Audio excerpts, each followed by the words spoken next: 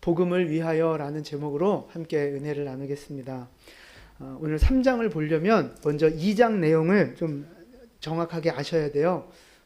우리가 지지난주에 2장을 말씀을 좀 살펴봤는데, 자, 지금 교회는 유대인과 이방인이 다 섞여 있는, 이방인과 유대인이 하나로 묶여 있는 이제 그런 교회인데, 원래 이방인들의 정체성, 원래 이방인들이 어떤 사람들이었어요?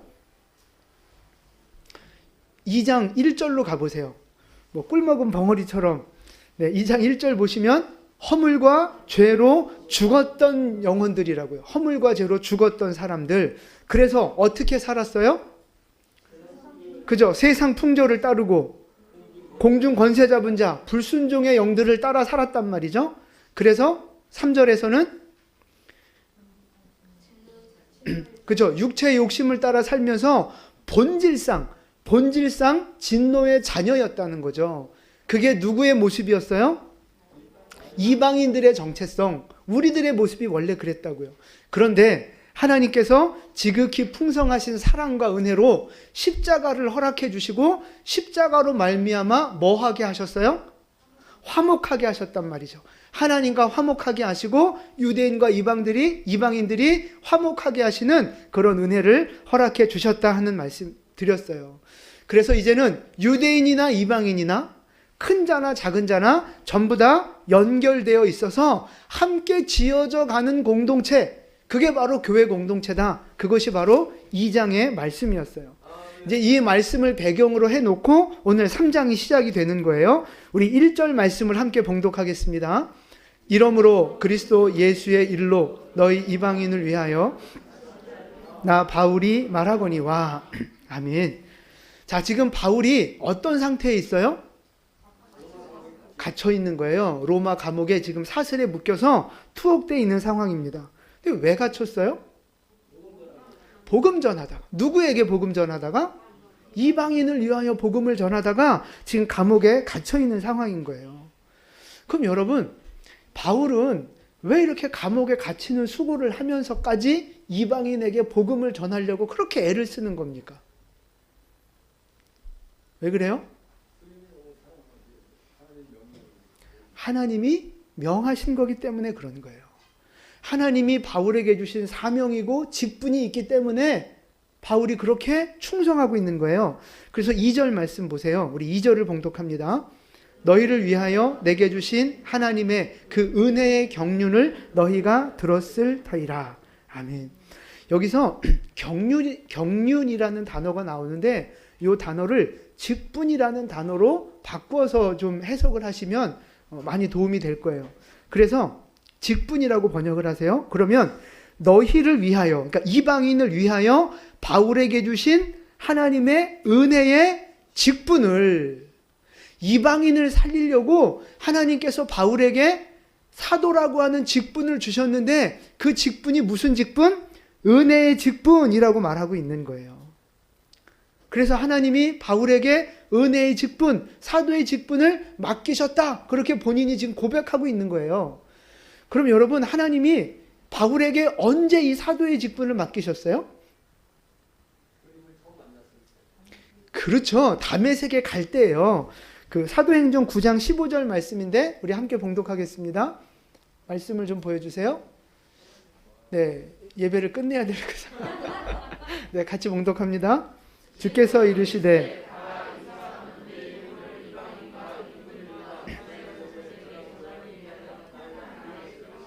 아멘. 다메섹에 예수 믿는 사람 잡으러 갈 때 강한 빛으로 만나 주시잖아요. 그때 주신 말씀이라고요.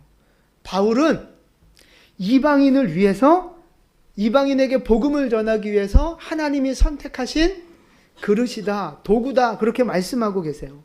그러니까 하나님은요, 바울을 선택할 때부터, 아니 그 이전부터 이미 바울을 이방인을 위한 사도로 쓰시려고 작정하시고 선택하셨다 하는 말씀이에요.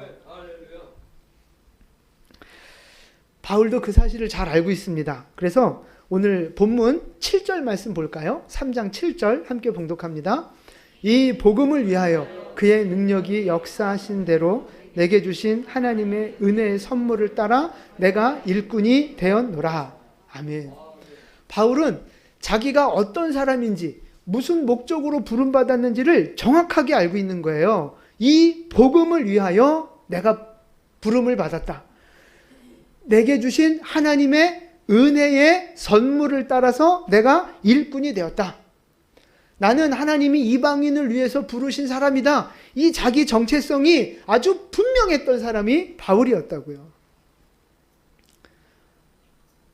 바울은 자기가 어떤 사람인지, 자기 위치가 뭐고, 자기 주제가 뭐고, 자기의 사명이 뭔지를 분명하게 알고 있었던 사람이라는 거예요.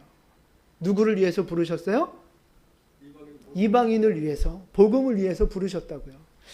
자, 그럼 여러분, 바울을 이방인에게 복음 전하기 위해서 부르셨다면 오늘 하나님이 저와 여러분을 부르셨잖아요. 여러분을 하나님이 왜 부르셨을까요? 저 복음을 위해서 부르신 거예요. 물론 복 주려고 하시는 것도 있죠. 그러나 더 본질적이고 더 궁극적인 목적은 복음을 위해서 우리를 부르셨다고 하는 사실입니다. 예수 믿고 나 잘 먹고 잘 살게 만들어 주시려고 부르신 게 아니고 복음을 전하기 위해서, 내가 복음으로 살았으니 다른 영혼도 복음으로 살리라고 나를 부르셨다고 하는 사실이에요.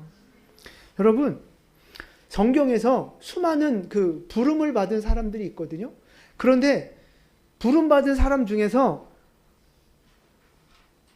사명 없이 그냥 부름받은 사람이 누가 있어요? 그냥 이 땅에서의 축복과 형통과 평안함만을 위해서 부름받은 사람이 누가 있습니까? 없어요. 아무도 없어요. 다 그 부르심에는 축복도 포함되어 있지만 가장 궁극적으로는 사명을 맡기시기 위해서 그들을 부르셨다는 거예요. 최초의 인류 아담부터 생각해 보세요.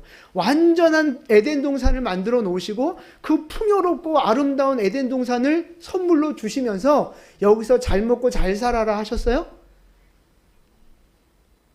잘 먹고 잘 살아라 하셨죠. 근데 그걸로 끝이 아니고 그 다음에 뭘 주셨어요? 사명을 주셨다고요. 생육하고 번성하라 하는 그 축복 다음에 이 땅을 다스리고 정복하고 하나님의 대행자가 되어서 하나님이 만들어주신 동산을 아름답게 관리하라는 사명을 주셨다고요. 축복은, 그러니까 부르심에는요, 축복과 사명이 같이 늘 포함되어져 있는 거예요. 노아도 보세요. 우리가 이제 큐티한 지 얼마 안 됐는데, 노아 하나님이 왜 부르셨어요? 결국 방주를 만들게 하기 위해서 구원을 위해서 부르신 거라고요. 아브라함은 왜 부르셨어요?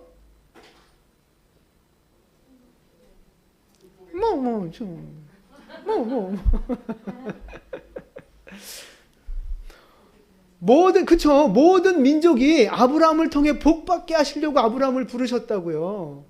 이삭도 마찬가지고, 엘리야도 마찬가지고, 다윗도 마찬가지고, 오늘 바울도 마찬가지고, 그리고 누구도 마찬가지예요? 나도 마찬가지예요. 잘 알고 계시네요. 하나님이 우리를 부르셨어요. 부르실 때는 축복도 약속하셨지만 뭐를 주신 거예요? 사명을 주셨습니다. 사명. 우리에게 사명을 맡기시려고 부르신 거예요.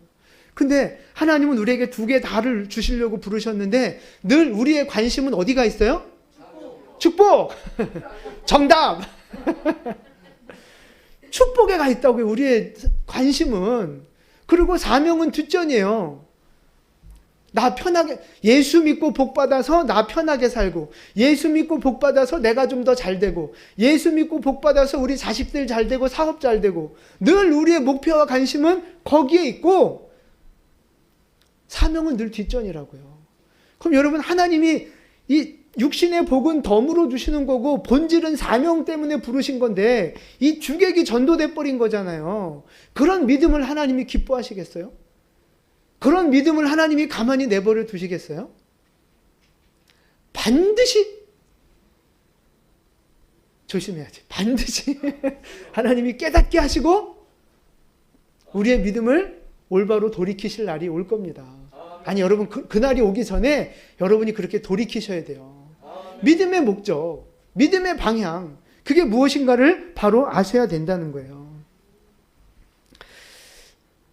위대하신 하나님, 이 세상을 창조하시고 우주 만물을 창조하신 위대하신 하나님, 전지전능하신 하나님, 영원히 지옥에 들어가야 할 본질상 진노의 자식인 나를 십자가의 사랑으로 구원하신 그 위대하신 하나님, 그 위대하신 하나님의 부르심을 받들어 바울 사도는 자기가 감옥 갈 것도 감수하고 죽을 것도 감수하며 그 사명을 감당하는 자로 살았다 하는 것입니다.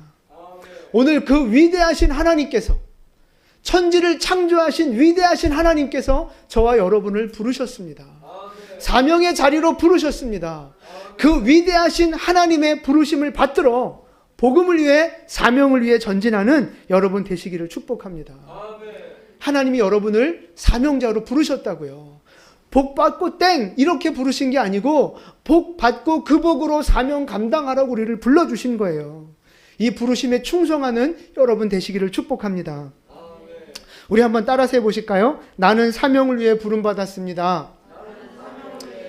우리 옆에 분에게도 고백하세요. 나는 사명을 위해 부름받았습니다. 그 부름받은 사명에 충성하는 여러분 되시길 축복합니다.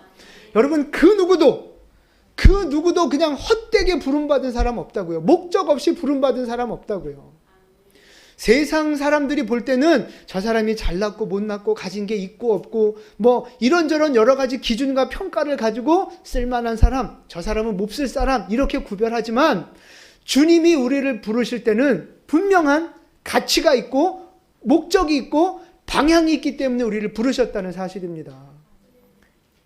그 나를 향한 위대하신 하나님의 부르심을 믿고 그 부르신 주님을 바라보며 충성하는 여러분 되시기를 축복합니다. 질문 하나 드립니다.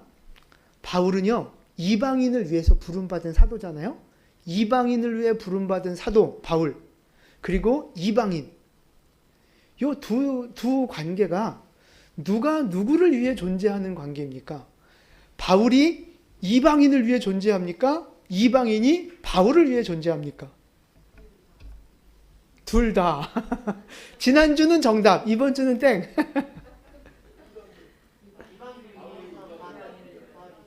그렇죠.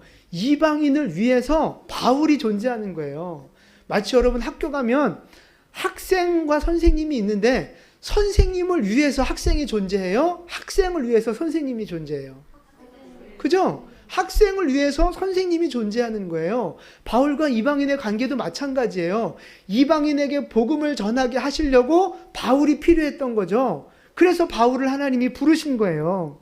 그러니까 만약에 이방인이 존재하지 않았다면 바울을 향한 부르심도 선택도 사도의 직분도 없는 거라고요. 없는 거. 그러니까 이방인이 있었기 때문에 오늘의 바울이 있는 거예요.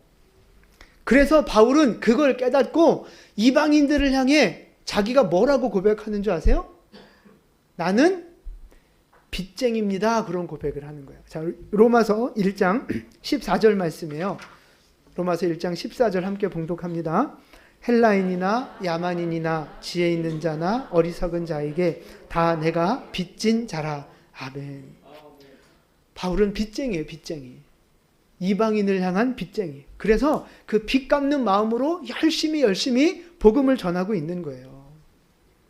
근데 여러분, 바울만 빚졌어요? 우리도 빚지지 않았습니까? 은행 대출 말고. 은행 대출은 뭐 웬만하면 다 있고 그 빚은 다 있고 그거 말고 하나님 앞에 이방인 앞에 오늘의 이방인이라면 누굴 말하겠어요? 그죠? 믿지 않는 불신자들을 말하는 거예요.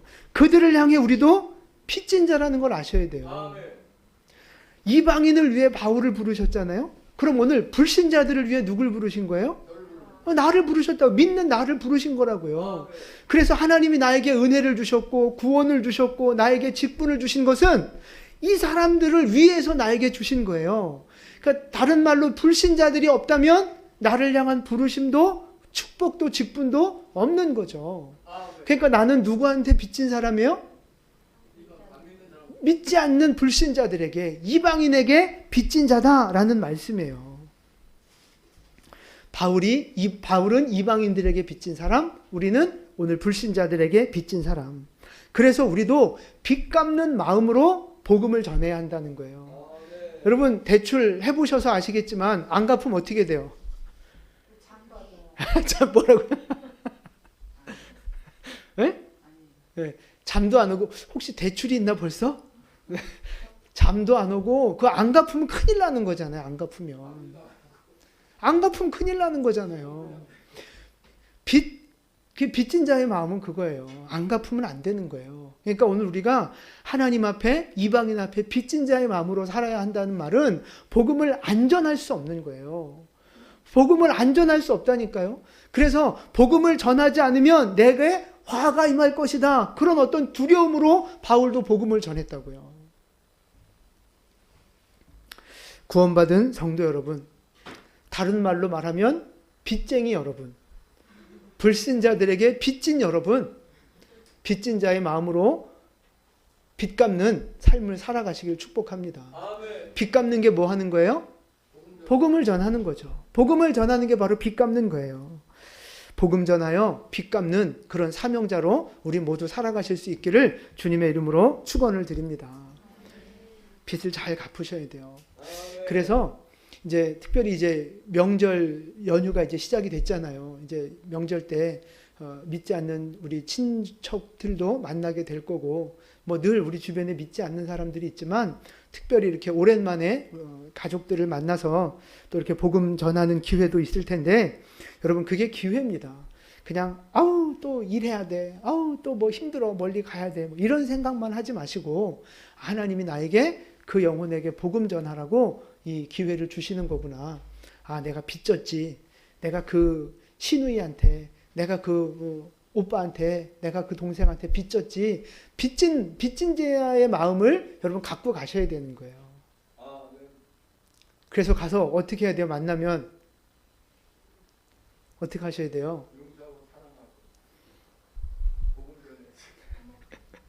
네. 아이고, 예수도 안 믿고 교회도 안 나가고, 아유, 넌 그러다 죽으면 지옥 간다 이제. 아유. 그런 마음 가지시면 안 되고, 너 때문에 하나님이 나한테 먼저 은혜를 주셨구나. 그러니까 네 아니었으면 나도 은혜 못 받았을 텐데, 네 때문에 내가 구원받고 은혜 받았다. 참 고맙다. 내가 너한테 빚졌다. 이런 마음으로 접근하셨으면 좋겠어요. 그래서 그들에게 빚 갚는 마음으로 복음 전하는 시간을 가지시라고요. 그래서 그러려면 복음 전하기 전에 먼저 뭘 해야 돼요? 기도도 해야 되고, 그렇죠. 섬겨야죠. 명절에는 잘 섬겨야 되는 거예요. 그래서 선물도 사가고 뭐 용돈도 좀 주고 과자도 사주고 잘 섬겨야 된다고요. 시집에 가면 뭐 시누이들 꼴보기 싫어서 뭐 눈치 보이고 막 이래갖고 막 또 친정에 가면 어머 올케가 어쩌고 저쩌고 막 그런 거 다 내려놓으시고, 빚진 자 아니에요. 빚진 자, 빚쟁이라고 나는. 그러니까 그들에게 복음 전하려면 잘 섬겨야 되는 거예요. 우리 남자분들도 남자가 어디 고추 떨어지게 뭐 이런 거 이제 요즘 그런 말 하면 안 되잖아요. 남자들도 잘 섬기시라고요. 잘. 아멘을 아무도 안 하시네. 주여. 남자분들도 잘 섬기셔야 돼요. 그래서 여러분 전 부치는 거 누가 더 많이 붙여야 돼요?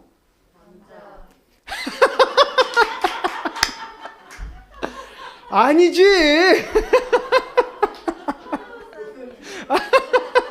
전 원래 많이 붙여요.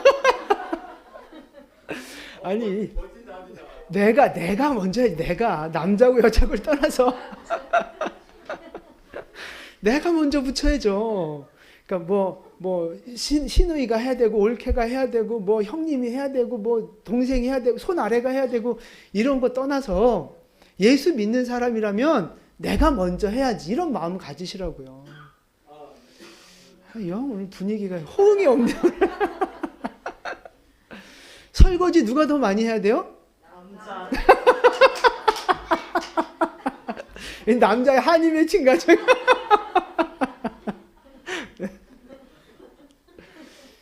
일 누가 더 많이 해야 돼요? 내가 더 많이 하셔야 된다고. 믿는 사람이 더 많이 하셔야 돼요.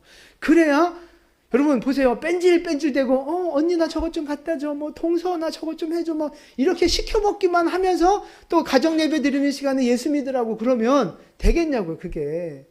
속으로 욕하겠죠. 니나 잘 믿어라. 니나 똑바로 살아라. 그런 소리 안 하겠어요. 그러니까 먼저 내가 잘 사랑으로 섬기고 빚진 자의 마음으로 섬기고 기도하면서 기회가 될 때 복음을 전하면 그때 마음이 조금이라도 이렇게 열려지는 거죠.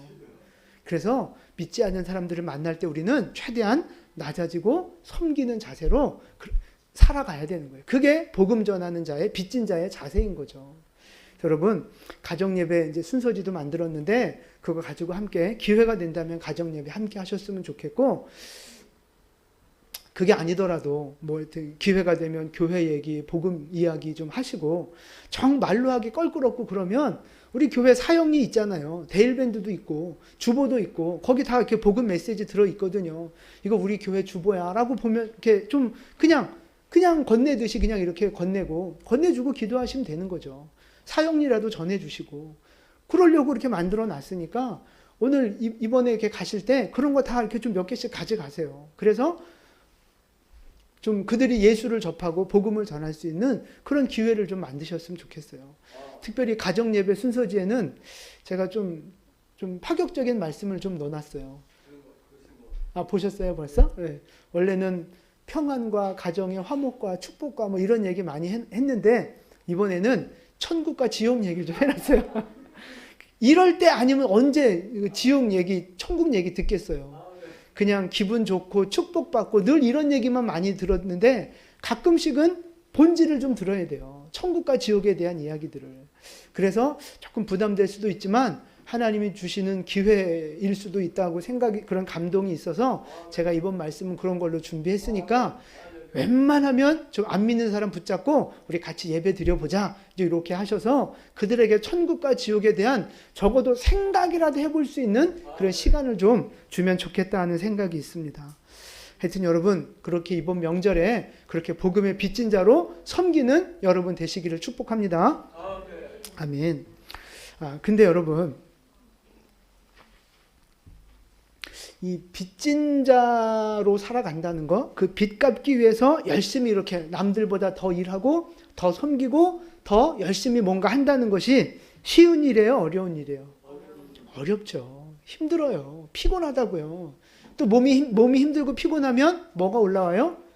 짜증이 올라오세요. 짜증이. 그래서 우리의 육체를 많이 더 쓴다는 건 쉬운 일 아닙니다. 힘든 일이에요. 더 피곤하고 고된 일이라고요. 근데 여러분 사명자로 사는 것은 원래 그렇게 힘든 거예요. 원래 사명자로 살아가는 건 힘든 거라고요. 바울도 보니까 이방인에게 복음 전하는 사명자로 살았잖아요. 바울의 인생이 아주 힘들고 피곤했다고요. 여러분 생각해 보세요. 바울이 예수 믿고 난 그 날 이후부터 자기 집에 가서 발 쭉 뻗고 잔 날이 며칠이나 될 것 같아요? 거의 없어요. 아마 그래서 결혼을 안 했는지도 몰라요. 예수 믿고 나서부터 복음 전하느냐고 선교 여행 다니느냐고 집에 들어 앉아 있을 시간이 별로 없었다고요. 얼마나 힘들었겠어요. 또 요즘처럼 비행기 타고 가서 뭐 자동차 타고 가고 그런 여행 아니었잖아요. 길도 없는 곳에 걸어 다니면서 말 타고 다니면서 힘들게 복음을 전했다고요. 그래서 어떤 위험들을 당했어요? 강도를 만나기도 하고 배가 풍랑에 이렇게 파손돼서 죽을 뻔한 고비도 넘기고 오해를 받아서 돌에 맞아 죽기도 하고 죽을 뻔하기도 하고 어떤 추위와 굶주림을 당하기도 하고 정말 생사를 넘나드는 너무 어려운 고비들이 많이 있었다고요. 그런데 한번 그런 고비 겪고 나서 이제 다시는 안 가. 이러지 않았다고요. 그럼에도 불구하고 끊임없이 그 고난의 길에 도전하면서 빚 갚는 마음으로 주님의 그 부르심에 충성하는 모습으로 살았다는 것입니다. 그 몸이 얼마나 피곤했겠어요, 여러분. 뭐 대접받으며 다니는 것도 아니고 먹을 게 좋았던 것도 아니고 얼마나 그 몸이 힘들고 피곤했겠냐고요. 얼마나 또 그 신변의 어떤 그 안전이 보장되지 않은 얼마나 그 불안한 시간들을 보냈겠어요. 또 그게 다예요. 기껏 어느 마을에 가서 전도하려고 그러면 유대인들이 또 벌떼같이 일어나서 또 막 싸우자고 달려들고, 예수 믿게 복음 전해 놓으면 또 막 이상한 이단들한테 물들어갖고 또 속색이고 바울의 가슴을 찢어놓고, 그런 일들이 너무너무 많이 있었다고요. 그러니까 바울의 이 복음 전하는 사명자의 인생은요, 말 그대로 눈물 없이 볼 수 없는, 정말 고난을 빼고는 말할 수 없는 인생이 바로 이 사도 바울의 사명자의 인생이었다고요. 누가 돈을 주는 것도 아니고, 누가 알아주고 막 명예 주고 상 주는 것도 아니고, 오직 그냥 주님만 바라보면서 이 힘들고 외로운 십자가의 길을 바울은 걸어갔다는 사실입니다. 여러분, 이 이방인을 위한 이 사도의 직분, 좋은 거예요? 안 좋은 거예요? 좋은 거면 집사님 받으시겠습니까? 여러분, 이 바울 사도의 이 직분이 좋은 거예요? 안 좋은 거예요? 참 말하기 애매해. 좋은 거라 그러면 받아야 될 것 같고 안 좋은 거라고 말하면 또 그건 아닌 것 같고. 예수 믿어서 복 받고 싶고, 예수 믿어서 편하게 살고 싶고, 더 잘 살고 싶어서 예수를 믿는 마음이 많은데, 이런 직분을 받으려 하면 정중히 사양하지 않겠습니까? 정중하게. 핑계는 또 있어야 되니까 정중하게 사양한다고요. 싫어요. 뭐 이렇게 못하고 정중하게 이런 핑계 저런 핑계 갖다 대면서 피하고 싶은 것이 우리의 연약함이라고 하는 거죠. 근데 여러분, 바울은요, 자기가 이 고난을 겪으며 감당하고 있는 사도의 직분을 향해서 뭐라고 고백하는 줄 아세요? 오늘 본문 2절 말씀을 보세요. 2절 아까도 읽었지만 그 은혜의 경륜, 은혜의 직분이라고 말하고 있다니까요. 하나님이 나에게 주신 사도의 직분은 은혜의 직분입니다 라고 고백하고 있는 거예요. 그리고 7절에도 가보세요. 7절. 이 복음을 위하여 중간에 보시면 내게 주신 하나님의 은혜의 선물을 따라 내가 일꾼이 되었다. 하나님이 자기에게 주신 직분을 뭐라고 불러요? 선물이라고, 은혜의 직분이라고 지금 부르고 있는 거예요. 너무너무 이 직분이 귀하고 아름다운 거라고 지금 부르고 있다니까요. 그럼 바울은 어떻게 생사를 넘나드는 죽을 것 같은 고생을 하는 이 직분을 그렇게 은혜의 직분이라고 고백하고 있어요? 그게 어떻게 가능해요? 그 답이 8절에 있어요. 8절 우리 같이 봉독합니다. 모든 성도 중에 지극히 작은 자보다 더 작은 나에게 이 은혜를 주신 것은 측량할 수 없는 그리스도의 풍성함을 이방인에게 전하게 하시고. 아멘. 모든 성도들보다 가장 작은 자, 그 가장 작은 자보다 더 작은 나 자신이라고 고백하고 있는 거예요. 그러니까 가장 미천하고 가장 자격 없고 가장 낮은 자가 바로 나다. 바울은 그렇게 고백하고 있는 거죠. 그러니까 바울은 자기가 구원받을 자격 꿈도 꾸지 않는 거예요. 난 구원받을 자격 없어요. 그런데 거기 구원을 시켜주셨어요? 그것도 너무 감당하기 어려운 은혜인데 그 다음에 뭘 주셨어요? 직분을 주신 거예요. 직분을. 그것도 이 복음에 동참하는 직분을 바울에게 허락해 주신 거예요. 이건 바울이 생각할 때 정말 자격 없고 가장 밑바닥 인생을 살고 있던 자기에게 자기가 감당하기에는 상상도 할 수 없는, 너무 감당하기 어떤 그 벅찬 그런 직분과 은혜다. 이건 특권이요 축복이다. 그렇게 지금 고백하고 있는 거예요. 그러니까 바울은요, 자기가 얼마나 부족하고 자격 없는 자인지를 아니까, 지극히 작은 자보다 작은 자라고 하는 사실을 아니까 하나님이 주신 이 직분과 은혜가 어떻게 보이는 거예요? 너무너무 커 보이는 거고 너무너무 은혜와 축복으로 선물로 보여지는 거예요.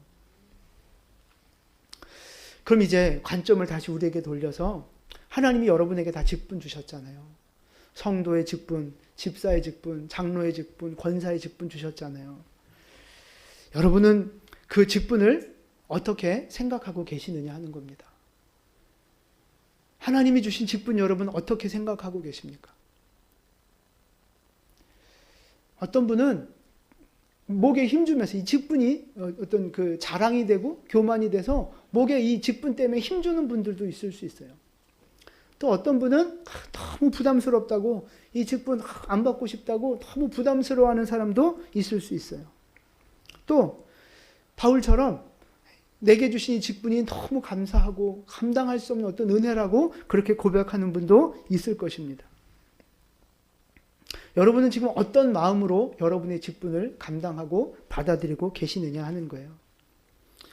근데 분명한 건 그거예요. 내가 얼마나 낮은 자인지, 내가 얼마나 천한 자인지, 내가 얼마나 죄인이요, 내가 얼마나 자격 없는 자인지를 깊이 깨달으면 깨달을수록 하나님이 내게 주신 직분이 선물이요, 영광의 직분이요, 감당하기 벅찬 그런 감격이라고 고백할 수밖에 없게 된다는 거죠. 근데 반대로 나는 죄인이긴 하지만 내가 뭐 그렇게 큰 잘못을 했어? 내가 뭐 그렇게 큰 죄인이야? 죄인이긴 하지만 나 정도면 괜찮아 라는 생각을 갖고 있는 사람은 직분을 어떻게 바라보겠어요? 별로 큰 죄 지은 것도 없는데 힘든 사명 감당하라고 직분 주시니 부담스러운 거죠. 부담스러운 거. 그렇게 되는 거예요. 여러분, 중요한 건 여러분이 인정하든 안 하든 상관없이 여러분은 다 죄인이라는 사실입니다. 구원받을 자격 없는, 구원받을 원래 가치도 없는 본질상 진노의 자녀, 그게 바로 우리의 모습이었다는 거예요. 원래 우리의 모습. 허물과 죄로 죽었던 인생이 바로 하나님을 떠나고 하나님을 대적했던 존재가 바로 저와 여러분, 우리의 원래 본질의 모습이라는 거죠. 구원의 소망이 전혀 없는 인생들, 지옥의 불구덩이에 빠져서 영원히 고통당하는 것이 지극히 합당하고 당연한 인생들이 바로 저와 여러분들의 원래의 정체성이라고 하는 거죠. 그런데 그런 우리를 하나님이 불쌍히 여기셔서 십자가의 사랑으로 구원하시고 우리를 자녀 삼아 주시고 그것을 넘어서서 우리에게 귀한 그 사명까지 맡겨주셨다는 거예요. 복음에 동참하는 직분까지 우리에게 맡겨주셨다고 하는 것입니다. 주님의 몸된 교회를 세우며 이 땅에 하나님의 나라를 건설해 나아가는 그런 사명으로 우리를 불러주셨다는 거예요. 직분을 주시면서. 여러분, 이 직분이 영광스러운 직분입니까? 부담스러운 직분입니까? 영광스러운 직분이죠. 물론 실제 감당할 때는 부담도 있을 수 있어요. 뭐 힘든 일도 있죠. 여러분, 직분 감당하면서 얼마나 많은 오해도 있고 상처도 받고, 차라리 사명 감당 안 했으면 그냥 이거 나 몰라라 했으면 그냥 편하게 예배만 드리면 끝이에요. 뭐 누구한테 욕먹을 일도 없고, 뭐 교만해질 일도 없고, 뭐 오해받을 일도 없고, 상처받을 일도 없고, 시간 쓰고 돈 쓸 일도 없고, 얼마나 그냥 편합니까? 그런데 이 직분을 맡고 사명을 맡아서 감당한다 하면서 이런저런 힘든 일들이 많이 생기는 거라고요. 그러니까 이게 힘들게 느껴질 수는 있어요. 직분과 사명이요. 그럼에도 불구하고 이 하나님이 나에게 맡겨주신 직분은 영광스러운 직분인 줄 믿으시기 바랍니다. 나에게 이 직분을 주시고 나를 일꾼 삼으신 주님 앞에 감사하는 여러분 되셨으면 좋겠어요. 정말 직분 주신 것을 감사하는 여러분 되셨으면 좋겠어요. 그리고 그 직분에 충성하는 여러분 되시기를 축복합니다. 힘들고 속상하고 어려울 수 있지만 그럼에도 불구하고 이 직분을 영광으로 알아 주님 앞에 충성하는 여러분 되시기를 축복합니다. 하늘에 하나님이 예비하신 칭찬과 상급이 있을 것입니다. 그 영원한 천국의 상급을 바라보시면서 오늘도 충성하시고 오늘도 주님 앞에 감사하며 끝까지 믿음의 길 걸어가는 우리 모두가 될 수 있었으면 좋겠습니다. 그런 승리자 될 수 있기를, 그런 사명자 될 수 있기를 주님의 이름으로 축원합니다. 아멘. 기도하겠습니다.